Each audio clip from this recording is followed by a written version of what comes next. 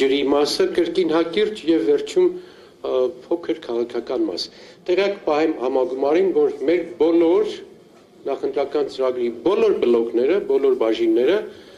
լուրջ էքսպերտների կողմից են կազմված, լուրջ գիտնականների կողմից փորձաքննության են անցել, ոնց որ տեսակ պաշտպանական համակարգը, պարոն գեներալ ներկայացրեց, այսինքն սա ոչ միայն կուսակցական, այլ նեղ մասնագիտական նաև փորձաքննություն է անցել։ Այդ առումով ես հիմա ներկայացնում եմ մեր էներգետիկ բլոկի շատ հակիրճ տարբերակը։ Հայաստանը ճակատագրական շրջադարձի առջև է կանգնած եւ մենք պետք է առաջիկայում ընտրենք որ էներգետիկ համակարգի մաս ենք կազմում, ինչքանով է դիվերսիֆիկացվում մեր էներգետիկան եւ որքանով ենք ռուսական էներգետիկ ազդեցությունը փոխարինում թուրքական էներգետիկ ազդեցությամբ։ Ասեմ, որ Հայաստանի էներգետիկ ռեսուրսների 76%-ը ռուսական ազդեցության տակ է։ Բայց այն դիվերսիֆիկացիան, որը մեզ ներկայացվում է, որ իբր այս իշխանությունները կատարում են, այդ բանը ոչ թե դիվերսիֆիկացնում է փոփոխություն, այլ ամբողջապես մտնում է Թուրքիայի եւ Ադրբեջանի էներգետիկ համակարգի մեջ։ Եվ մեծ բլեֆի առջև ենք մենք կանգնած։ Մեր գազի, նավթի մատակարարումները, որը իբր պետք է արվի Ադրբեջանից, դրա մեծ մասը բլեֆ է, որովհետև այսօր Ադրբեջանը եվրոպական 11-12 երկրների գազ եւ նավթ մատակարարում է հիմնականում կամ նաեւ ռուսական ռեսուրսներից, այսինքն ռուսները, որպեսզի եվրոպական սանկցիաներից խուսափեն, Ադրբեջանին մատակարարում են գազ, նավթ, Ադրբեջանը այդ նավթը գազը մատակարարում է որպես իր սեփական գազն ու նավթը եվրոպական կառույցներից։ Նույնպես մեզ տրվող գազը, նավթը, ձեզ տեղյակում եմ, որ Ադրբեջանը նավթի վերամշակման բարձր որակի վերամշակման համակարգ չունի։ Դրանք ստանում են Ռուսաստանից, այսինքն մեր այն նավթ ու բենզինը, որ մենք ստանում ենք Ադրբեջանից, սիմվոլիկ, դա ռուսական են, ռուսական մշակ, այսինքն բլեֆ է տեղի ունենալու, որ մենք իբր մտնելու ենք այդ բանի տակ, ադրբեջանական, բայց իրականում ստանալու ենք ռուսական գազ, նավթ Ադրբեջանի միջոցով։ Նույնը հացն է, նույնը մնացածները։ Հիմա Թուրքիայի հետ կապված։ Թուրքիան անցյալ տարի 34 կազմակերպությունով, միջազգային կազմակերպություններին դիմեց, որ մեր ատոմականը վնասում է Թուրքիայի բնակչության առողջությանը, քաղցկեղածին երևույթներին հայտնաբերվել, Մագատեին էին դիմել, Մագատեն մերժեց, բայց խնդիրը հետևյալն է՝ փակել հայկական ատոմականը, որին համաձայնվել է այսօրվա մեր իշխանությունները, ստեղծել ամերիկյան կամ այլ երկրների, որոնք ստեղծված չեն, չկան, գոյություն չունեն, մոդուլային ատոմականներ, արդյունքում մենք չենք ունենում ատոմային կայան, էլեկտրոկայան, Թուրքիան ստեղծում է իր ատոմային կայանը ռուսական տեխնոլոգիայով, ռուսական աջակցությամբ, բավականին հզոր, եւ մենք, որ հիմա արտահանող երկիր ենք, դառնալու ենք ներմուծող երկիր։ Ընդ որում, մենք Թուրքիային հոսանք ենք ծախում տարիներ շարունակ քիչ, բայց հետագայում, եթե անկարծ իրականանա Նիկոլիես ծրագիրը, մենք ներմուծող ենք դառնալու էներգետիկ առումներով։ Ինչ է մեր առաջարկը։ Կոնգրեսը առաջարկում է, որ Հայաստանը այսուհետև իր զարգացման տեմպերի հետ կապված, ինտեգրացիայի հետ կապված, հյուսիս-հարավ գծի հետ կապված էներգիա սպառողները շատանալու է։ Եվ մեզ անհրաժեշտ է նոր ատոմակայան։ Մենք կողմ ենք 1200 մեգավատանոց ատոմականի կառուցմանը ռուսական տեխնոլոգիայով, բացատրեմ ինչու համար, աշխարհում կա 32 երկիր, որոնք ունեն ատոմական, մենք դրանցից մեկն ենք։ Աշխարհում կա 190 ատոմակայան եւ 440 ատոմային բլոկ։ Եվ դրանց 2/3-ը ռուսական տեխնոլոգիայով աշխատում։ Այդ նշածս 32 երկրների ատոմականների 20-22-ը ռուսական տեխնոլոգիայով։ Ինչու համար։ Որտեղ ռուսական ատոմային տեխնոլոգիան Ռոսատոմի լավագույնն է, էժանն է եւ ամենաանվտանգն է։ Նրանք այս բային կառուցում են Իրանում, Եգիպտոսում, Հունգարիայում, Ղազախստանում, Պարսկաստանում եւ այլուր։ Եվ մյուս բլեֆը ամերիկյան տվյալ դեպքում, որ Նիկոլ առաջարկում է մենք մոդուլային ատոմականներ ստանանք, մոդուլային ատոմականների վառելիքը, ուրանը, ամերիկացիները մեզ չեն տալու, եթե մեզ տալու են, ապա տալու են ռուսականը։ Ամերիկյան շուրջ 100 ատոմականներից երկուսի ընդամենը էներգոպաշարներն են, որ ամերիկյան բաներով են, ուրանով են սպասարկում, հիմնականում ղազախական, ռուսական վառելիք է, այսինքն եթե մենք գնանք այս ավանտյուրային եւ ստեղծենք այստեղ դեռ չստեղծված, դեռ չփորձարկված, դեռ գոյություն չունեցող մոդուլային ատոմականներ, ապա ռուսական վառելիքը կամ ղազախական վառելիքը գնալու է Միացյալ Նահանգներ, մենք Միացյալ Նահանգներից առնելու ենք։ Սա բլեֆ է, էներգետիկ առումով ամբողջապես բլեֆ է այն ծրագրերը, որ մեզ մատուցում են, որի արդյունքում մենք դառնալու ենք թուրքական եւ ադրբեջանական վասալ էներգետիկ համակարգով, էներգետիկան անվտանգության լրջագույն մաս է։ Այդ առումով մենք առաջարկում ենք ռուսական 1200 մեգավատանոց ատոմակայան, որը 36 թվականից հետո պետք է հոսանք արտադրի, մինչև 36 թվականը մեր ատոմական գործելու իրավունք ունի։ Եվ երկրորդ խնդիրը, որ շատ կարևոր է, մեր մոտ զարգացել է լավ թափով զարգացավ արևային էներգիան, եւ արևային էներգիայի հզորությունները 15% է կազմում, որը լավ է, բայց անկառավարելի էներգիա է։ Նրան չես կարող պայստավորել, չես կարող կառավարել, չես կարող հետագայում օգտագործել։ Ուստի Հայաստանի համար ծայրահեղ անհրաժեշտ է դարձել կուտակիչների, ակումուլյատորների, մեծ հզորությամբ ակումուլյատորների կուտակիչների ստեղծումը, արտադրությունը առնելը, որը դա կարող ենք անել միայն արևմտյան երկրների հետ։ Նիդերլանդներ, Գերմանիա, Կորեա, Միացյալ Նահանգներ, Իտալիա եւ այլն։ Դա մեր կարևոր ծրագիրն է, այսինքն էներգետիկ կուտակիչների հարցը։ Սա էներգիայի հետ կապված շատ կարճ մատուցումն է, ձեզ վստահեցնում եմ, որ լավ ծրագիր է, հիմնավորված ծրագիր է եւ քաղաքական եւ տնտեսական առումով։ Հաջորդ հարցը, ջրի հարցը։ Մենք խիստ կարևորում ենք Առաջին անգամ է, որ այսքան լրջությամբ ջրի հարցին վերաբերում ենք եւ մեծ ծավալով ներկայացնում ենք, էլի լրիվ պրոֆեսիոնալ գիտնականների միջոցով է կազմել այս ծրագիրը, ջրի խնդիրը ապագայի կարևորագույն խնդիրներից մեկն է։ Ապագա պատերազմները հատկապես մեր ռեգիոնում եւ ոչ միայն մեր ռեգիոնում լինելու է ջրի համար։ Ջուրը դառնալու է եւ հիմա էլ կա գլոբալ տաքացման հետ կապված եւ այլ process-ների հետ կապված դառնալու է խիստ կարևոր ռազմավարական ռեսուրս։ Հայաստանը Ձեզ չթվա թե ջուր շատ ունի, մենք համարում ենք սակավաթիվ ջրի երկիր։ Հայաստանի ամբողջ ջրային ռեսուրսը ամբողջ կազմում է 7.3 միլիարդ խորանարդ մետր։ Այդ 7.3 միլիարդ խորանարդ մետրից ընդամենը 30%-ն է, որ մենք օգտագործում ենք։ Սա լուրջ վատ թիվ է։ Մնացած ջրի հոսքերը Հայաստանից դուրս են գնում։ Հզոր են այն երկրները, գիտնականները, ջրի մասնագետները, այսպիսի տերմին ունեն, ջուր են բռնում։ Հայաստանը պարտավոր է ջուր բռնել իր ապագայի համար եւ հաղթում են այդ պատերազմում այն երկրներ, ովքեր շատ ջուր են բռնում եւ շատ ջուր են վաճառում։ Ուստի այդ ջուր բռնելու ամբողջ մեր կոնցեպտը հետեւյալն է. կառուցել լուրջ մեծ ջրամբարներ, ջուրը բռնել, պահել, հետո օգտագործել։ Դրանք տարբեր մեխանիզմներն են։ Ջրամբարներն են, ոռոգման ջրի լավ ռացիոնալ օգտագործումն է, բարձր լեռնային գոտերում կասկադային ամբարտակների կառուցելն է, որ ջուրը չգնան հոսեն գետերը, դանդաղ հոսեն գետերը, ուշ հասնեն գետերին եւ երկար ժամանակ մնան Հայաստանում։ Մեկ հատ խնդիր կա, ստրատեգիական, դաժան, վատ խնդիր։ Հայաստանի ստոր երկրյա ջրի մակարդակը, հողի տակի ջրի մակարդակը շուրջ 5-6 մետր իջել է։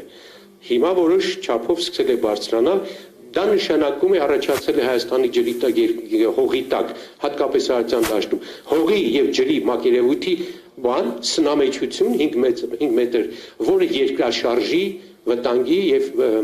տարբեր խլուզումների պատճառ է, շատ էստեղ մի հատ լուրջ խնդիր կա նաեւ ատոմականի հովացման հետ, որը կապված է այս բանի հետ եւ Հայաստանի պարտադիր արագ ռազմավարական խնդիրներից մեկը ջրի հավաքելն է Հայաստանում։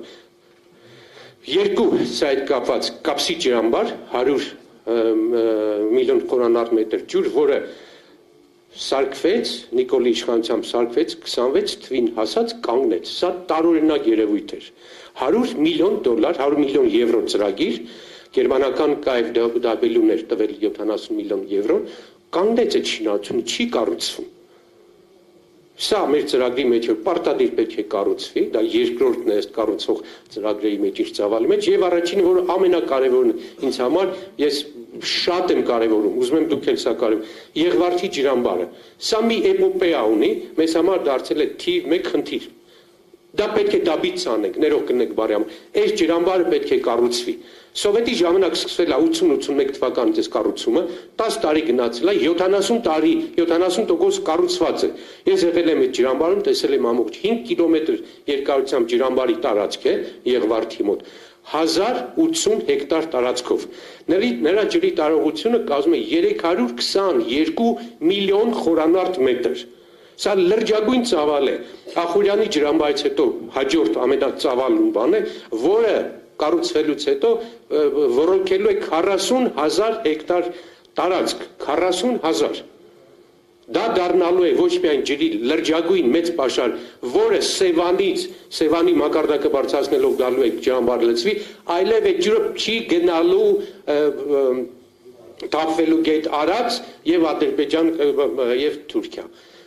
Խնդիրը ջուրը պահելն է եւ այս ծրագիրը ինչքանով է գրավիչ աշխարհում հազվագյուտ ջրամբարներ կան, որոնց տակը բետոն չի արում, սրա տակը գրունտային է, բան է, կավային է եւ բնական միջոցով է ջրամբարը կառուցվելու։ Համբարտակները ամբողջապես կառուցված են։ Ինչն է տարօրինակ, Սերժ Սարգսյանի ժամանակ այս ջրամբարը սկսվեց սարքվել, մի քանի տարի կառուցվեց ու էլի կանգնեց։ Խոսում են, որ կա քաղաքական դրդապատճառ այդ ջրամբարը չկառուցելու համար, հիմա էլ քանի տարի դրած է Նիկոլի Սեղանին չի անում, չգիտեմ, չեմ ուզում վերսի ասել, որի մասին լսել եմ, բայց չեմ կարող հիմնավորել։ Սա մեր կարևորագույն խնդիրներից մեկն է, ջրի պահպանությունը, ջրի բռնելը եւ Հայ ազգային կոնգրեսը շատ լուրջ էներգիա ջանք ենք տրամադրելու էներգետիկ եւ ջրային ռեսուրսները Հայաստանում պահելու համար։ Շատ կարճ ներող կնեք երկար, ես չներկայացրեցի այս երկու ծրագրերը շատ կան, մենք հաղորդումների ընթացքում տարբեր ձևերով կմատուցենք մեր հանրությանը այս մի քանի կարևորագույն խնդիրները։ Հիմա ավարտեմ շատ կարճ քաղաքական ելույթի իմ ուղերձով։ Սիրելի գործընկերներ, հարգելի հյուրեր, հարգելի իմ գերագույն խորհրդի գործընկերներ, այս տարի մեր անկախության 35 տարին է, 35-ամյակը։ Դուք Հայաստանում զգում եք այդ տոնական զգացողությունը։ Ամոթ է, ամոթ, հազարամյա ժողովուրդ, որը հարյուրամյա տարիներով երազել է անկախության ու մենք հասել ենք այդ անկախության, սեպտեմբերի 21 ենք ունեցել, այսօր համաչում են, ստվերում են, վախենում են, չգիտեմ, չկա, այդ տոնը չկա։ Եվ մեր այս առաջիկա ընտրությունները, հարգելիներս, ես այսպես եմ բնութագրում։ Սա ազգային ժողովի ընտրություններ չի։ Երբեմն մերոնց մեջ կա ընկճվածություն, երբեմն առաջարկ չմասնակցել, լինում են այդպիսի ներքին խոսակցությունների ժամանակ։ Սիրելիներս, ես ասեմ, որ սա ինձ համար եւ կուզեմ, որ ձեզ համար նույնպես լինի հանրաքվե։ Մենք այս ընտրություններին հունիսի 7-ին պետք է որոշենք, մենք տեր ենք մեր անկախությանը 35 տարի առաջվա, թե թողնելու ենք Նիկոլը մեզ ադրբեջանացնի, թե թողնելու ենք Հայաստանը դառնա վիլայեթ Թուրքիայի կամ Ադրբեջանի։ Եվ ամենևին սա չափազանցություն չի։ Եթե խորանաք այն տնտեսական ծրագրերի, էներգետիկ, ջրային, չգիտեմ, քաղաքական, դիվանագիտական, միջազգային, կտեսնեք, որ ամբողջապես, ամբողջ ծավալով Հայաստանը գնում է Ադրբեջանի վասալացման։ Եվ ինչու եմ ես ասում, որ այս ընտրությունները լինելու է հանրաքվե, որով պետք է մեր ժողովուրդը մի անգամ կամ տեր կանգնի, կրկին տեր կանգնի իր 91 թվականի հանրաքվեի արդյունքներին, կամ մենք մոռանում ենք պետականության մասին։ Ջրի համար, ես ասեցի, ուրեմն ներքին ջրերի համար կա մի հատ շերտ գիծ, որից հետո բնությունը հրաժարվում է վերականգնել իր ջրային ռեսուրսները։ Այդ ջրի ներքևի շերտը, եթե մի 6 մետրի ճիշտման ներքև, որքան էլ հորդառատ անձրև գա, որքան էլ դու ջուր լցնես, չի վերականգնվել։ Ես կարծում եմ ցավալորեն, այս հանրաքվեից հետո իմ ասած, եթե հայ ժողովուրդը տեր չկանգնեց իր անկախությունը, դառնալու է process անշրջելի, այսինքն մեզնից հզոր տղեր կան, մեզնից հայրենասեր տղեր կան, չեն կարողանալու վերականգնեն, որովհետև դեմոգրաֆիկ առումով, ռազմաքաղաքական, չգիտեմ, աշխարհում տիրող process-ների առումով մենք կուլ ենք գնալու։ Չեմ գունավորում, այս ընտրությունները կարևորագույնն են մեր պետականությունը պահպանելու համար։ Մենք ենք վերջին փրկողակը։ Նիլս Բորին, որ բան են տալիս, Նոբելյան մրցանակ ներող կլնեք, 40 տարի տառապելու, չարչարվելուց, այսպես աղքատության մեջ ապրելուց հետո, որ Նոբելյան մրցանակին, ասում են, ինչի սեր պետք, հասել են ափ, ու դուք ինձ խեղդելուց ուզում եք փրկել, հիմա մենք խեղդվելու փուլում ենք։ Հայ ազգային կոնգրեսը կամ պետք է լինի այդ փրկողակը, մեր անկախությունը, պետականությունը փրկի, կամ չի լինելու։ Այս ձևով գնացեք ընտրության։ Պարլամենտի հերն էլ անիծած, դեպուտատ լինելու հերն էլ անիծած։ Երկիր կորցնենք, թե չկորցնենք, հանրաքվեի ենք գնում։ Եվ այս խնդիրը լուծելու համար դուք պատրաստ եք, թե չէ։ Մանդատս ուզում եք հենց հիմա տվեք, պատրեմ գցեմ, ինձ պետք չի, ինձ տվեք իմ երկրի անկախությունը, մեր անկախությունը։ Եվ մտածեք այսպես, վերջին հորդորս, խնդրանքս, մի հատ վեր կանգնեք, ձեր թորների աչքերով 30 տարի հետո, 50 տարի հետո ինչ են ասելու մեր սերունդի մասին, կամ այս են անկախության սերունդներ, որ պահեց երկիրը, որը ստեղծեց եւ հիմա էլ կարողացավ պահել, կամ Տերը տվեց։ Այսինքն մեր վրա պատմական առաքելություն կա։ Յուրաքանչյուրը ձեզ դիտարկեք պատմության մի հատ կտոր, մի հատ էլեմենտ, մի հատ մասնիկ։ Եվ եթե այս դիտարկումով տարածքային հեռլից եւ ժամանակային հեռլից նայեք մենք մեզ այսօրվա այս համագումարին, կտեսնեք, որ պարլամենտական ընտրությունները շատ փոճուրիկ բան են, այն մեծ խնդրի առաջ, որ մեր առաջ դրված է, պետության, պետականության պահպանություն։ Եկեք այդ մեր վրա դրած առաքելությունը, պարտքը հնարավորինս կատարենք։ Ես մեզ հաջողություն եմ ցանկանում։ Շնորհակալություն։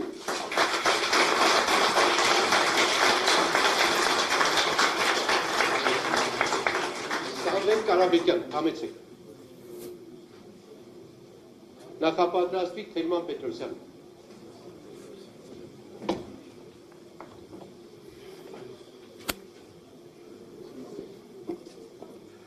Սիրելի կուսակիցներ, ինձ պատիվ է հասել ձեզ ներկայացնելու մեր կուսակցության նախընտրական ծրագրի կրթությանը և գիտությանը վերաբերող